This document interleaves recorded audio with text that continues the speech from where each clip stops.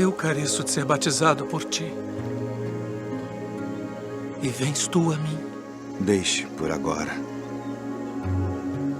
Porque assim nos convém cumprir toda a justiça. Tendo autoridade do Deus Todo-Poderoso, eu te batizo como testemunho de que fizeste convênio de servi-lo.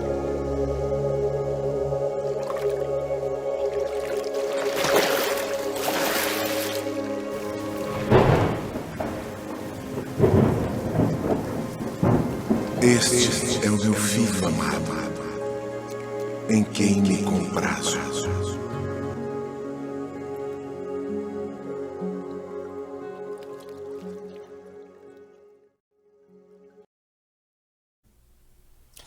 Olá, meu querido amigo, meu querido irmão, muito bom dia nesta linda manhã, onde temos a oportunidade de estudar a Palavra de Deus. Eu quero nesse momento orar com você e depois nós vamos abordar esta lição que trata dessa missão também do Espírito Santo como capacitador da sua igreja.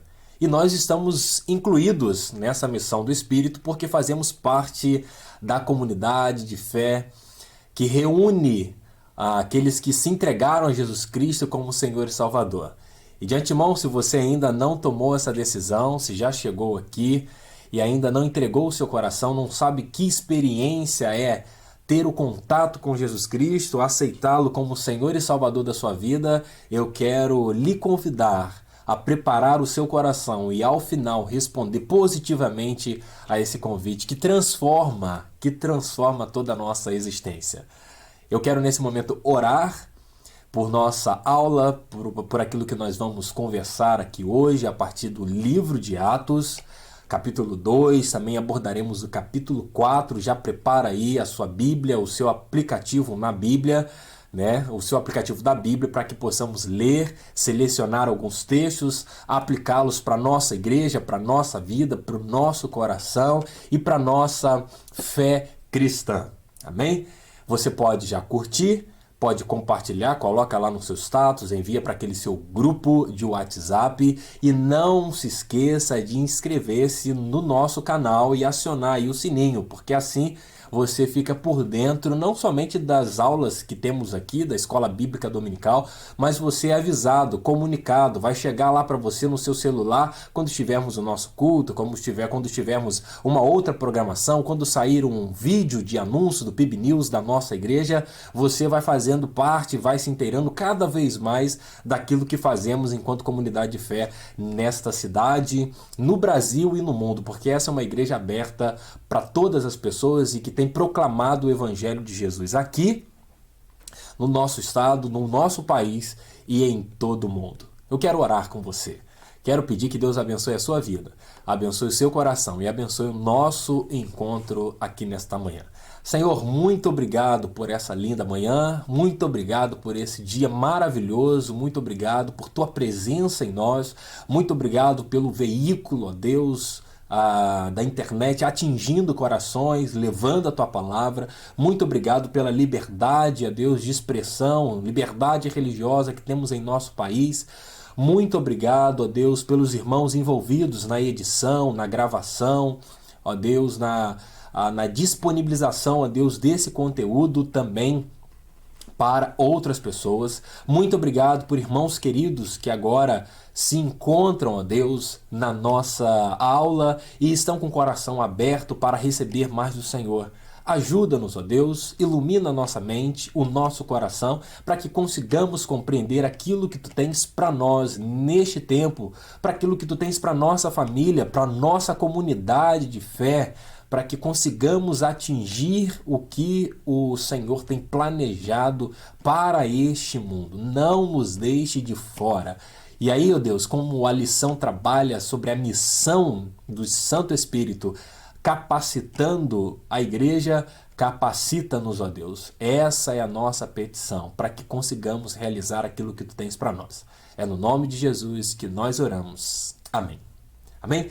Você pode então abrir a sua Bíblia no texto de Atos, capítulo 2. Atos se encontra no Novo Testamento, então você já pode procurar em Mateus, Marcos, Lucas e João. São os 4 evangelhos e nós vamos agora no próximo livro, que é o livro de Atos. Atos, e aí você vai localizar o capítulo 2, capítulo é o número maior, versículo é o número menor. Então nós vamos ler o capítulo 2 a partir do versículo 1.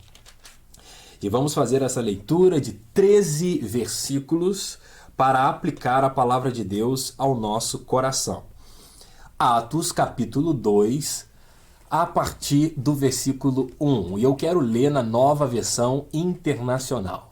Nova Versão Internacional. Você pode, então, localizar aqui na Nova Versão Internacional. Tem como título A Vinda do Espírito Santo no Dia de Pentecoste. E diz assim em Atos 2:1. Chegando o dia de Pentecoste, estavam todos reunidos num só lugar. De repente veio do céu um som como de um vento muito forte e encheu toda a casa na qual estavam assentados. E viram que parecia línguas de fogo que se separavam e pousaram sobre cada um deles. Todos ficaram cheios do Espírito Santo e começaram a falar noutras línguas, conforme o Espírito os capacitava. Havia em Jerusalém judeus, devotos a Deus, vindos de todas as nações do mundo. Ouvindo-se o som, ajuntou-se uma multidão que ficou perplexa, pois cada um os ouvia falar em sua própria língua. Atônitos e maravilhados, eles perguntavam: acaso não são galileus todos esses homens que estão falando? Então, como ouvimos, cada um de nós em nossa própria língua materna, partos, medos e elamitas, habitantes da Mesopotâmia, Judéia, Capadócia, do Ponto e da província da Ásia, Frígia e Panfilha, Egito e das partes da Líbia próximas a Cirene. Visitantes vindo de Roma, tanto judeus como convertidos ao judaísmo, cretenses e árabes. Nós os ouvimos declarar as maravilhas de Deus em nossa própria língua. Atônitos e perplexos, todos perguntavam uns aos outros: que significa isto? Alguns outros, todavia, zombavam e diziam: eles beberam vinho demais. Alguns, outros, todavia, zombavam e diziam: eles beberam vinho demais. Quando nós analisamos esse texto, é preciso na nossa leitura bíblica sempre perceber, e aqui vai uma dica para identificarmos o que o texto pretende nos informar quando o autor, portanto, o redigiu, o escreveu, a ênfase que algumas palavras vão receber. Você deve ter percebido que o texto traz atônitos, maravilhados, perplexos, e vai dar uma ênfase numa reunião de pessoas. É isso que nós temos, num dado momento, e essas pessoas começam a falar nas suas próprias línguas, nos seus próprios idiomas, e atualizando para a nossa realidade, é como se estivéssemos numa reunião, e ali tivéssemos pessoas falando em alemão, pessoas falando em inglês, pessoas falando em espanhol, pessoas falando em francês, pessoas falando em português, pessoas falando em diversos idiomas. E essas pessoas conseguem se entender, conseguem perceber o que de fato, qual é a mensagem que está sendo transmitida. Por isso, essa é uma reunião que vai gerar aos seus espectadores, as pessoas que estão envolvidas ali, esse comportamento. Eles ficaram maravilhados e eles se perguntavam, eles ficaram perplexos, eles ficaram atônitos, eles estão percebendo que algo ali não é comum, ou seja, não é algo produzido pelo ser humano, não é algo produzido apenas por uma reunião religiosa, é algo que ultrapassa isso, é algo que é perpassado pela presença do Espírito, é algo que dá um pontapé inicial, e aí sim nós podemos afirmar da igreja primitiva ou das igrejas primitivas, porque esse evento vai, de certa forma, permitir com que a igreja seja iniciada em Jerusalém, mas em outras localidades também. Nós estamos falando desse evento que é fruto de uma festa religiosa que sempre acontecia em Jerusalém. Por isso que quando nos aproximamos do texto, nós precisamos entender o que está por trás do texto. E não é possível, se você não gosta de ler ou tem medo de ler o Antigo Testamento, você precisa entender que para entendermos o Novo Testamento, nós precisamos ler atenciosamente o Antigo Testamento. Tenho me dedicado durante algum tempo a estudar o Antigo Testamento e percebo que algumas pessoas têm uma resistência, têm medo, acham que não vão entender. Ou seja, nós não entendemos o Novo se não passarmos e se não compreendermos verdadeiramente o Antigo Testamento. Nós acabamos de ler um texto que diz que aqui havia uma festa chamada Festa de Pentecostes. Essa festa, ela não foi iniciada no ato do capítulo 2 de Atos. Ela não foi iniciada com a vinda de Jesus, ela não foi iniciada pelos discípulos, não. Ela foi iniciada lá atrás. Ela faz parte da lei, das orientações dadas por Deus por intermédio de Moisés. Ela faz parte, ou seja, da prática judaica, e essa festa vai ser obedecida durante muito tempo. E quando nós chegamos no Novo Testamento, quando nós chegamos em Atos 2, nós temos a obediência dessa festa, desse encontro que faz parte do calendário judaico. Percebeu que nós precisamos nos aproximar sem medo, sem restrição, precisamos nos apropriar do Antigo Testamento, precisamos entender as festas, o calendário, para então iluminar a nossa leitura do Novo Testamento. Isso sem dizer que para entendermos Hebreus precisamos compreender por completo mesmo o livro de Levítico. Fecha esse parênteses, mas quando nós olhamos para essa festa, a festa que nós acabamos de perceber, que é a festa das semanas, ou festa do Pentecostes, nós precisamos pontuar que ela acontecia 7 semanas depois da festa da Páscoa. Então, a festa da Páscoa, ela traz à memória, em todo o tempo que ainda é realizada entre os judeus, ou seja, mais de 3.000 anos, essa festa é praticada pelos judeus, ela traz à memória que Deus, o seu Deus, é um Deus que liberta. É um Deus que age na história, preservando, cuidando, libertando e convocando para que os judeus, para que essas pessoas lá atrás, hebreus, né, mas a gente pode entender com a mudança de nome com o passar do tempo, mas para que o grupo, para que esse povo judeu faça parte da própria missão de Deus em resgatar as pessoas. E aí, essa festa servia também para agradecer ao Senhor. Não era permitido nenhum dia de trabalho. Nesse dia não era permitido, portanto, nenhum tipo de trabalho. O enfoque primário, ou seja, depois certamente vai ganhar outros contornos, né? Nós percebemos que era uma expressão de gratidão a Deus pela colheita do trigo. Mas o que a gente precisa pontuar é que ela serve aqui como uma festa onde o ser humano, onde os judeus vão abrir o coração e vão agradecer ao Senhor. Ou seja, é uma festa de gratidão. No primeiro momento pela colheita do trigo, mas depois ela vai vai receber ainda mais essa ênfase da gratidão. E a gratidão precisa fazer parte do nosso coração. Então as pessoas estão reunidas para agradecer ao Senhor. Atos 2 nos apresenta isso. E cada pessoa que vinha dessa localidade, como nós acabamos de ler, lemos a partir do versículo 9, partos, medos, elamitas, habitantes da Mesopotâmia, ou seja, da região ali do Eufrates, da região da própria Judéia, de Roma, várias pessoas se reuniam onde? Em Jerusalém. E em Jerusalém, nesse evento, nós temos agora um evento onde vai ser o início da igreja. O Espírito de Deus sopra de uma forma onde há uma manifestação da sua presença, e agora o Espírito Santo inicia aqui, é o que Lucas vai desenhar para nós, a sua igreja, e o que temos hoje como comunidade de fé foi iniciado a partir desse evento da festa de Pentecostes. Então o que nós precisamos pontuar é que Lucas, que é o autor de Atos, ele faz aqui, ele tem duas obras que a gente precisa entender como parte 1 e parte 2. A primeira parte é o Evangelho de Lucas. E é preciso entender que no Evangelho de Lucas, ele vai relatar a sua missão, a missão de Jesus, a implementação do reino, o que Jesus fez, a sua morte, a sua ressurreição, e agora como nasce a igreja a partir do Espírito, certamente habitando nela, mas como movimento que continua nesse caminho do discipulado de Jesus. Então Lucas escreve, como o próprio versículo 1 do capítulo 1 deixa muito claro, ele escreve ao seu querido Teófilo.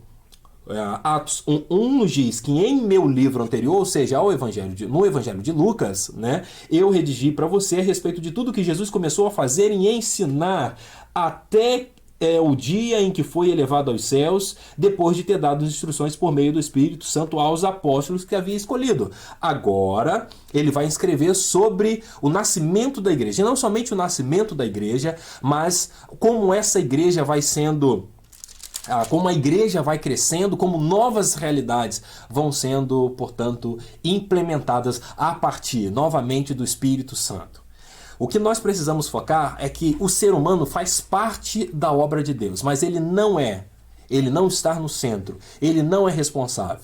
Inclusive, Atos dos Apóstolos foi discutido em algum momento e chegaram a pensar na possibilidade de chamar o livro de Atos do Espírito. Mas concordaram que os atos são dos apóstolos a partir do Espírito. Por isso não tem nenhum problema quanto ao título do livro em si.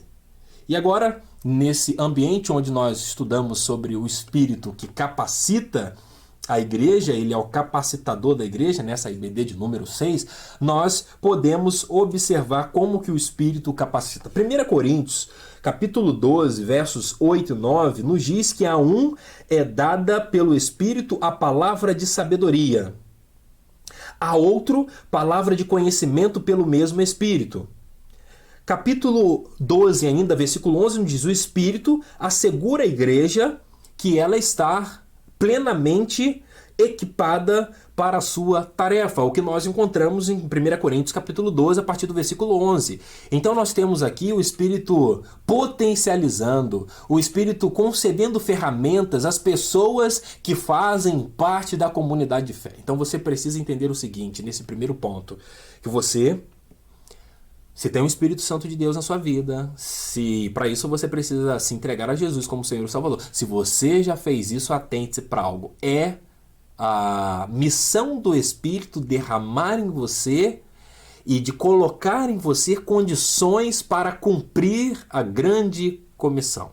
Colocar em você e condicionar você a trabalhar por intermédio dos dons e também talentos, porque talentos está relacionado a recursos financeiros, na obra missionária, na igreja. Você recebe, portanto, dons a partir, que são habilidades, não para trazer o foco para si mesmo, mas para abençoar pessoas, para implementar o reino de Deus neste mundo, para fazer com que a palavra de Deus seja propagada, para que outras pessoas também sejam abençoadas. Portanto, a pessoa, depois que aceita Jesus, recebe o Espírito Santo e esse Espírito Santo derrama dons sobre ela. Então é preciso, às vezes, nós fazermos, e inclusive já passei por isso em outro momento, ainda na minha adolescência, na descoberta de dons. Porque às vezes é até simples a gente saber que temos o Espírito Santo de Deus em nós, e que além disso temos o dom ou os dons do Espírito. Mas como descobrir? Seria interessante se fizéssemos então um exercício para descobrir os dons. Mas é importante aqui, em linhas gerais, perceber o que te incomoda no mundo, o que te entristece no mundo, quais são as suas habilidades, o que você faz que lhe dá prazer e ao mesmo tempo você consegue abençoar e alcançar pessoas nesse seu trabalho. Isso nos ajuda e isso faz com que consigamos localizar o nosso dom, os nossos dons. Então o Espírito Santo, ele habita em nós, ele iniciou a igreja e ele nos conferiu dons. E aí nós podemos, portanto, olhar para esse texto e perceber que a igreja se inicia dessa forma. E eu quero pegar aqui 2 exemplos dentro da igreja primitiva de Jerusalém. Por que eu falo primitiva de Jerusalém? Só abrindo um parênteses aqui, uma justificativa, porque às vezes a gente acha que igreja primitiva é só de Jerusalém. Não. Todas as igrejas que nós temos no Novo Testamento, nós temos as igrejas primitivas. Então você tem a igreja primitiva de Jerusalém, você tem a igreja primitiva de Tessalônica, a igreja primitiva de Colossos, que são os colossenses, a igreja primitiva da Galácia, a igreja primitiva de Éfeso, a igreja primitiva de Filipos, né, da cidade, que são os filipenses, a carta aos filipenses, são igrejas primitivas. E são igrejas que iniciam a partir desse movimento. Esse movimento em Jerusalém é um movimento que vai, portanto, impulsionar o nascimento de novas igrejas. Quando nós retornamos ao texto do capítulo 1, versículo 8, nos diz: mas receberão poder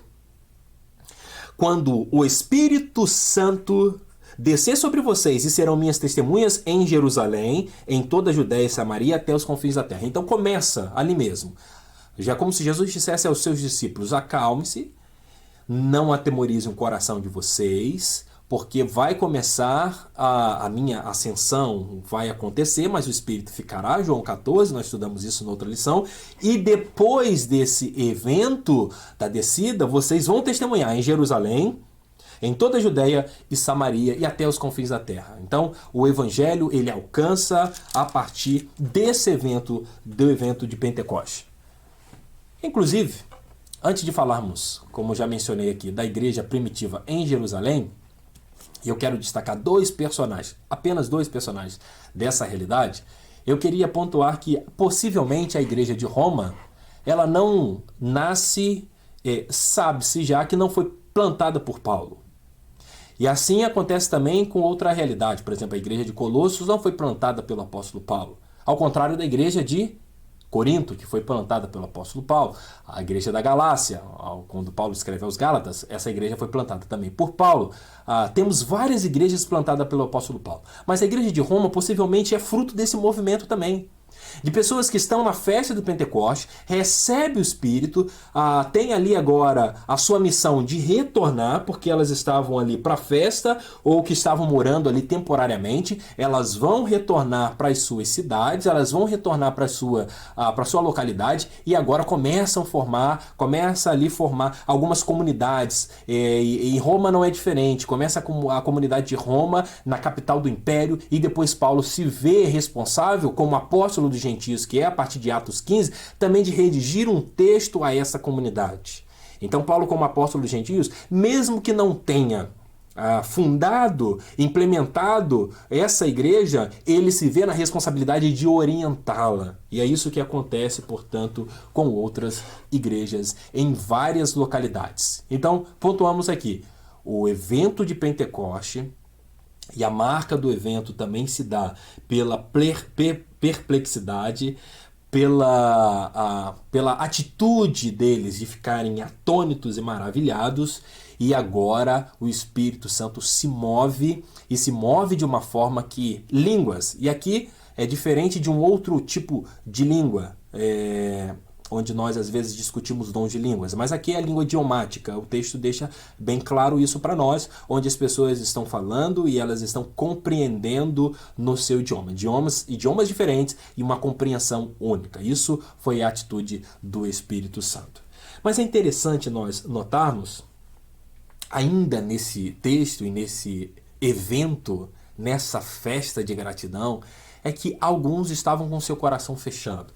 Olha o que diz o versículo 13, que é a parte final da perícope, ou seja, a perícope é aquela delimitação que temos no texto. Ele inicia no 1, termina no 13. A parte final dele, portanto, é no 13. Na parte final, no versículo 13, há uma nota. Enquanto muitas pessoas estavam, olha que provocação que o texto nos faz. E eu quero tirar isso de lição para a nossa realidade, para nossas comunidades, para a igreja como realidade de todas as igrejas. Isso aqui é como se fosse um projeto piloto que acontece em todas as igrejas. Portanto, é possível perceber em todas as igrejas pessoas que ficam maravilhadas, pessoas que ficam atônitas, pessoas que ficam, como o próprio texto diz, perplexas com a ação do Espírito Santo de Deus. Mas é também possível localizar pessoas que zombam pessoas que procuram um outro motivo, pessoas que procuram acusar esse evento do Espírito como uma atitude humana, dizendo, eles beberam vinho demais. Então, dentro de uma comunidade, pega essa lição aqui que é muito importante para nós. Dentro de uma comunidade, nós vamos ter pessoas, a maioria das pessoas vão estar maravilhadas com a presença de Deus, com a ação do Espírito, com o mover do Espírito, com a ação dessa comunhão que é fortalecida no Espírito.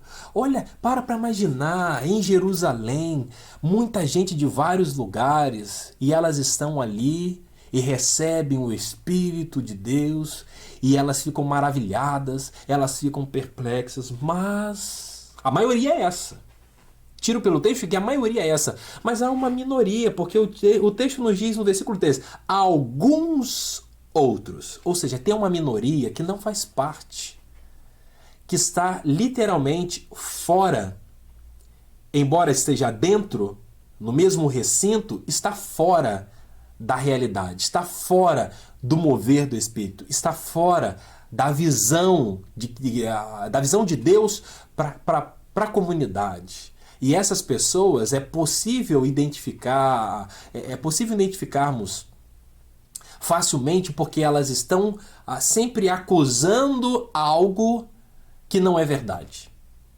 Essas pessoas acusam questões, colocam questões humanas onde são questões espirituais. E é preciso nós nos atentarmos para essa realidade e, como comunidade de fé, entendermos que nós mesmos precisamos agir em relação a essas questões. Ou seja, o texto agora vai virar, eu não vou ler com você, olha que bonito que o texto vai fazer e nos ensina. O texto vai virar agora uma nova perícope, uma nova sessão, um novo evento. A partir do versículo 14 tem como título a pregação de Pedro.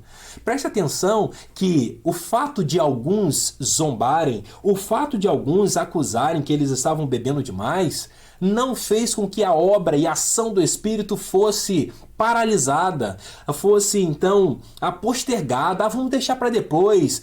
Depois a gente vê isso. Não, a ação do Espírito continua. Se há um grupo minoritário que não quer compreender o que Deus está fazendo, deixa o grupo zombar. Deixa o grupo, porque Deus há de tratar o grupo, a visão do grupo e o que eles fazem em relação à ação, não nossa. Não é uma ação humana, conforme acusam, é uma ação do Espírito, e portanto que o Espírito o trate, que o Espírito, portanto, acerte as contas, e que acerte ao nosso ver, e a nossa oração é que acerte modelando, quebrantando, transformando, dando-lhes chance para fazer parte desse aglomerado de bênçãos, que é uma comunhão, numa festa de gratidão pela ação do Espírito de Deus.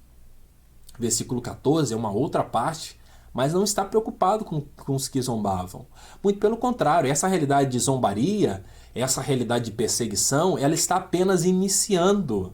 Ela está apenas iniciando, porque depois nós teremos a perseguição dos discípulos, teremos a perseguição, depois a morte do Estevão, depois teremos a dispersão, ou seja, são eventos que são iniciados aqui, né? Nós temos o pontapé aqui dessa desconfiança, dessa zombaria, mas que depois eles vão recebendo escalas maiores. Mas é importante nós entendermos isso, que embora alguns zombem, nós precisamos estar focados, concentrados e continuar com o nosso coração aí num estágio de perplexidade, de ficarmos maravilhados e atônitos diante da presença de Deus. São palavras que marcam essa beleza que o texto nos apresenta. Portanto, vamos aqui destacar uma questão em relação ao texto de Gênesis 11. Eu disse para você,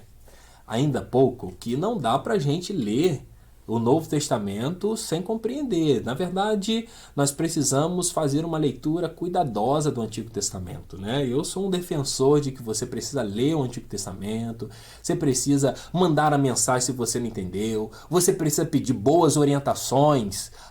Nós temos vários bons sites na internet, mas temos muita gente que faz alegoria, que não faz sentido do Antigo Testamento, então é preciso ter cuidado. Mas peça. Você tem um grupo de pastores e líderes nessa igreja aqui que são estudiosos, né? Nós temos pessoas aqui disponíveis. Você pode mandar mensagem: eu não entendi esse texto, ou também não consegui compreender onde eu encontro o melhor material. Você tem excelentes professores nessa classe da IBD online aqui, portanto pode sugerir e pedir orientação, mas faça uma leitura atenta, apurada do Antigo Testamento, se aproprie do Antigo Testamento. Não fica com medo não, porque nós vamos percebendo as nuances, as belezas que o texto nos apresenta. Olha, eu vou te apresentar mais uma beleza aqui. Olha que interessante. Capítulo 11 de Gênesis é o ápice. É o momento mais alto da rebeldia do ser humano em relação a Deus. Você deve conhecer essa história, e o capítulo 3 nos apresenta o início do pecado e da fragilidade pecaminosa no ser humano, e depois dessa queda, nós temos uma consequência de atitudes drásticas.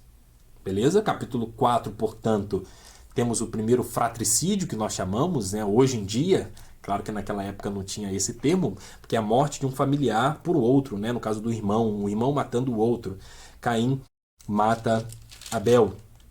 Então, nesse caso, o irmão matando o outro, cometendo um fratricídio, que seria chamado hoje por nós. E depois nós temos o ápice e, ao mesmo tempo, o encerramento da primeira parte de Gênesis. Gênesis de 1 a 11 é uma coisa, Gênesis de 12 a 50 é outra coisa. Então, no capítulo 11, nós temos aí a atitude de criar, de construir uma torre para que pudesse alcançar a morada de Deus e tomá-la. Essa era a mentalidade. Então o ser humano, ele está tão mergulhado no pecado que ele não quer que Deus ocupe nem o seu próprio lugar. Então, se aqui embaixo ele bagunçou, se aqui embaixo ele mata, se aqui embaixo ele prostitui, se aqui embaixo ele está imerso numa cultura de morte, de pecado, de satisfação da sua própria carne, de se virar as costas para o próprio Deus, do orgulho, da soberba, do engano, da corrupção. Esse é o cenário que nós vivemos desde Gênesis 3. Então, se isso está dessa forma aqui embaixo, eles querem tomar ainda o domínio da parte de cima. E aí Deus tem uma atitude que é uma atitude da confusão da língua. Gênesis 11, 1 diz: no mundo todo havia apenas uma língua, um só modo de falar. E aí depois a gente pode, com calma, no outro momento, discutir como era essa questão da linguagem aqui. Mas vamos nos atentar a esse aspecto devocional do texto. E nesse aspecto devocional do texto, nós percebemos que Deus, então, confunde a língua por conta do projeto. Eles são um só povo e falam uma só língua e começaram a construir isso. Em breve, nada poderá impedir o que planejam fazer. Versículo 7 diz de Gênesis 11: venham, desçamos e confundamos a língua que falam, para que não entendam mais uns aos outros. Olha que beleza. Agora vamos voltar para o Atos 2 aqui. Deus desce para confundir por conta do mal, do projeto maldoso que eles estavam planejando. Atos 2, olha aí. Atos 2 vai dialogar com Gênesis 11, porque agora Deus desce para habitar nos corações e capacitar aqueles irmãos nossos lá do início da igreja a proclamar a verdade de Deus. Isso é rico demais. E também um evento de línguas. Lá, um único idioma se torna vários. Aqui, vários idiomas é compreendido como se houvesse um único idioma. A ação do Espírito Santo de Deus. Agora, o início da igreja faz parte da retomada também de Deus, dessa implementação do seu reino entre nós. A gente pode concluir, a gente pode pontuar essa questão aqui neste momento. Agora eu quero falar dos dois personagens. Quero pensar com você aqui sobre dois personagens que fazem parte da igreja primitiva de Jerusalém. Eles estão ali. Às vezes a gente lê de uma forma corrida, né, demais o texto, a gente não percebe, mas alguns personagens estão se destacando, estão servindo ao Senhor e estão nessa realidade. Ou seja, como nós, eles têm um dia a dia, eles têm as suas demandas, eles têm as suas responsabilidades, e então eles estão nessa igreja, e a igreja que tem a presença do Espírito, eles têm a presença do Espírito. Quero falar rapidamente sobre dois personagens. Então quero começar com o primeiro personagem. Esses personagens estão dentro dessa realidade. Eles estão agora com a presença do Espírito de Deus, eles fazem parte de uma comunidade que foi então comissionada, enviada e que também tem a presença do nosso Deus, na presença do Espírito do nosso Deus. E agora eu quero ler com você Atos 4 para falar de Barnabé. Barnabé é o primeiro personagem. Atos, capítulo 4, versículo 32, diz: da multidão dos que creram, uma era mente e um coração. Ninguém considerava unicamente sua coisa alguma que possuísse, mas compartilhavam tudo o que tinham. Com grande poder, os apóstolos continuavam a testemunhar da ressurreição do Senhor Jesus, e grandiosa graça estava sobre todos eles. Não havia pessoas necessitadas entre eles, pois os que possuíam terras ou casas as vendiam, traziam dinheiro da venda e os colocavam aos pés dos apóstolos, que os distribuíam segundo a necessidade de cada um. Agora vem o primeiro personagem. Olha que bacana, o primeiro personagem que eu quero destacar dessa comunidade de fé primitiva. José, um levita de Chipre, a quem os apóstolos deram o nome de Barnabé, que significa encorajador, né? Vendeu um campo que possuía, trouxe o dinheiro e o colocou aos pés dos apóstolos. José, ou Barnabé, nós temos aqui dois nomes para uma única pessoa. É bonito de perceber na sua vida que ele, nesse ambiente, oferta aquilo que tem financeiramente para que outras pessoas pudessem também usufruir, outras pessoas não passassem por necessidade. Mas o texto grego, né, no caso do Novo Testamento, nos apresenta aqui, quando está entre aspas na NVI, encorajador. A palavra ali está ligada ao paráclitos. Então, paráclitos, que é uma palavra muito conhecida nossa, que sempre falamos, porque o Espírito de Deus também aparece como paráclitos nas falas de Jesus em João. Nós, quando olhamos essa característica, esse título, uma espécie de bom apelido que Barnabé vai receber, traz consigo ali também uma informação sobre o seu caráter, sobre a sua vida e sobre a sua participação. Então, dentro dessa comunidade, vamos pensar aqui, que foi potencializada e que agora recebe o Espírito de Deus, dentro dela nós temos personagens marcantes que dedicam a sua vida, temos pessoas que desvalorizam, olha que bonito de perceber no texto, triste, mas bonito, hein? Temos pessoas que desvalorizam a presença do Espírito. Capítulo 5 já inicia falando de Ananias e Safira, pessoas que estão com seu coração voltados para si mesmas, o seu coração voltado para si mesmas, mas temos o Barnabé que recebe o título aqui na NVI como encorajador, como aquele que está ao lado e que dedica a sua vida para abençoar outras pessoas. E aí, quando nós olhamos para a vida do Barnabé, eu vou apenas em linhas gerais apresentá-lo aqui para nós, para dizer que o Espírito capacita este homem, não é por ele mesmo, não é por sua força, não é porque ele era levita, mas é porque o Espírito que habita nele o capacita a ser um encorajador. A palavra paráclitos nós podemos usar na sua literalidade e entender que ela é aquele que é chamado para andar lado a lado. Barnabé, então, recebe esse título e possivelmente o que se via nele era uma pessoa que era chamado para andar lado a lado. Mas mais do que isso, nesse contexto romano, ou seja, esses homens estão dentro e debaixo do Império Romano, eles precisavam, a palavra possivelmente também indicava uma outra coisa. vemos essa palavra sendo usada para designar os advogados da época, ou seja, alguém que defendia, pessoas que gratuitamente defendiam outros diante dos seus acusadores. E aí nós vamos entender que Barnabé exerce exatamente essa função, e exerce essa função com o grande Paulo.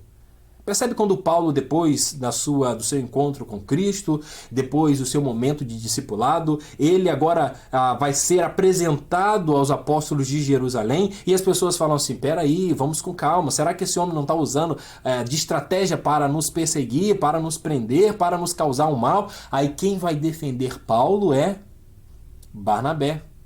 Paráclito, aquele que está lado a lado, aquele que defende, aquele que, em vez de levantar muro, faz ali uma ponte entre o novo apóstolo, que foi completamente regenerado pela presença e pela graça de Jesus, aos apóstolos que caminharam com Jesus, né? Ao Pedro, ao seu irmão André, ao Tiago. Então, esse colegiado, esse grupo de apóstolos vai receber, por intermédio ali de Barnabé, vai receber o apóstolo Paulo. Então Barnabé é esse homem. Além de ser um homem generoso, é um homem, portanto, que defende outras pessoas, que acredita em outras pessoas. Lembra da cisão que teve entre Paulo e Barnabé? A primeira viagem eles fizeram juntos, a segunda já não fizeram mais. E por quê? Porque João Marcos. E aí João Marcos cometeu algo que desagradou Paulo, e na segunda viagem Paulo disse assim, nós não vamos levar João Marcos. Barnabé disse, nós vamos levar João Marcos. Nós não vamos levar. E ficaram naquele impasse dizendo o seguinte, eu acredito em João Marcos. Barnabé disse, eu vou levar João Marcos comigo e você, portanto, vá para um outro lugar e continuemos, né, a praticar a obra missionária do Senhor. E dá exatamente certo. Barnabé é aquele que acredita, que dá mais uma chance, é aquele que defende as pessoas que às vezes não estão numa situação tão favorável assim. Às vezes nós queremos nos unir, tirar foto, postar foto com pessoas famosas. Olha, tive em tal lugar e, portanto, nesse encontro tirei foto com um jogador tal, com um influencer tal, a pessoa que tem... Não, mas olha que bonito de Barnabé, ele está ao lado, ele está lado a lado de pessoas que estavam com a sua reputação ali sendo analisada. No caso, Paulo, e depois Paulo, João Marcos, e no final da caminhada, segunda carta de Paulo a Timóteo, capítulo 4, que nós temos, Paulo dizendo, traze, portanto, João Marcos, porque ele me é muito útil. Então é bonito perceber isso. Barnabé acreditou em João Marcos, e João Marcos, pelo visto, deu muito certo. Então, nós percebemos esse personagem, que não é apenas uma personagem, é um ser humano, é um homem, é alguém que se coloca à disposição de Deus e para ser alguém solidário, né? Para ser alguém que abre mão do seu recurso financeiro para abençoar pessoas e também, não só isso, também potencializa a sua vida cuidando de outras pessoas. Tem gente que acha que dar dinheiro é tudo. Não, eu dei dinheiro, não preciso fazer mais nada. Não. Vamos aprender com o Barnabé. Além de você disponibilizar o seu recurso, seja ele 10%, seja ele 20%, 30%, como nós percebemos em algumas pessoas que dão 90% e ficam com 10%, mas isso não é suficiente. Disponibilize a sua vida. Disponibilize o seu coração. E isso só é possível porque há um dom. E esse dom é pelo Espírito que capacita-nos para o exercício da sua obra. E aí uma outra pessoa que nós podemos dizer aqui é o personagem, um homem que foi reconhecido como cheio do Espírito Santo de Deus, Estevão.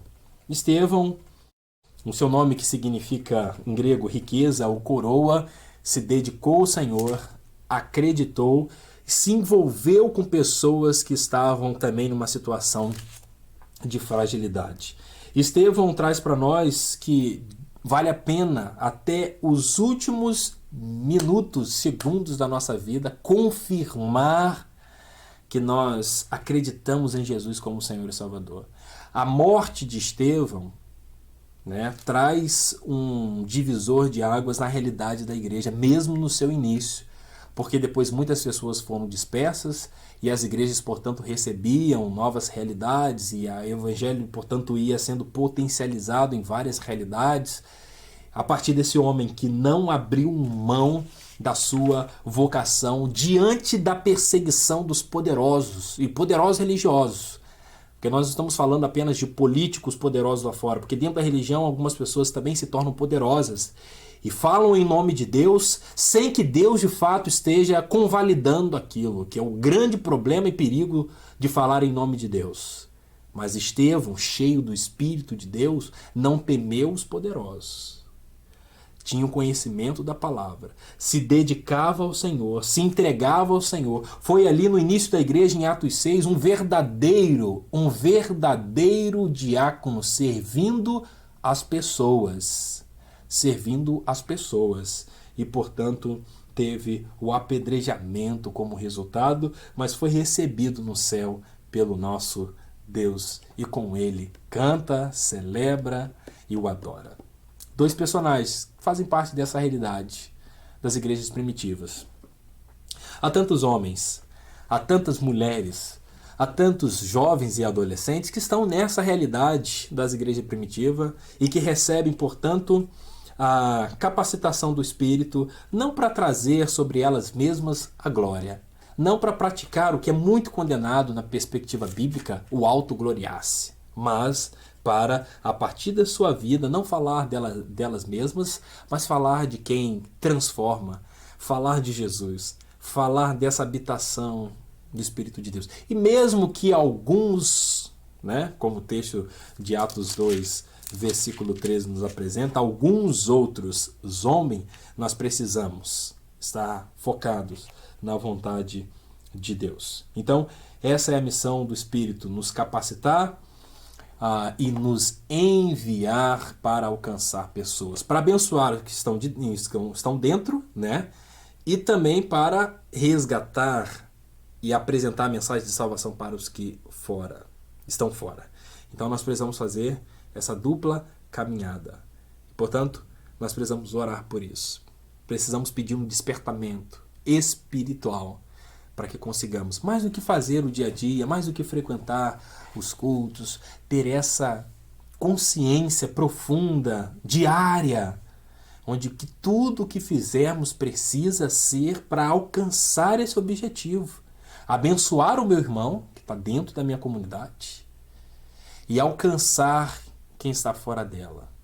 Abençoar o meu irmão, consolar, confortar, amparar, interceder por ele, mas alcançar quem está fora. Fala assim: Senhor, não permita que o pecado domine meu coração, que me segue, que tire a minha tristeza. Pelo contrário, quero estar cheio cada vez mais do teu Espírito para abençoar os que estão dentro e resgatar os que estão lá fora. Que Deus abençoe a sua vida, abençoe o seu coração. Coloque-se diante de Deus para que Ele cumpra a vontade dEle, para que Ele te capacite, para que você descubra o seu dom, os seus dons, e, portanto, coloque tudo isso, não ao seu serviço, não para trazer luz sobre si mesmo, mas para louvar, engrandecer, adorar o nome do nosso Deus. Vamos orar? Senhor, muito obrigado por essa manhã.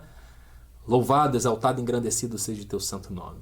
Obrigado por esses irmãos, por esses amigos, por essas pessoas que acabaram de acompanhar, ó Deus, o estudo da tua palavra. Eu peço a tua bênção sobre eles. Abençoe aqueles também que ainda chegarão neste link e que a tua presença seja uma realidade no nosso dia a dia.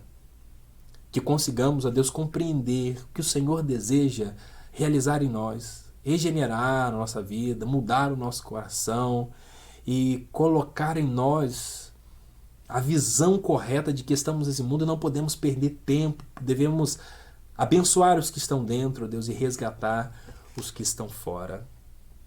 Nós te agradecemos, ó Pai, e pedimos ao Senhor que este culto, ó Deus, que vai acontecer agora, e o culto de logo mais também, possa abençoar as nossas vidas.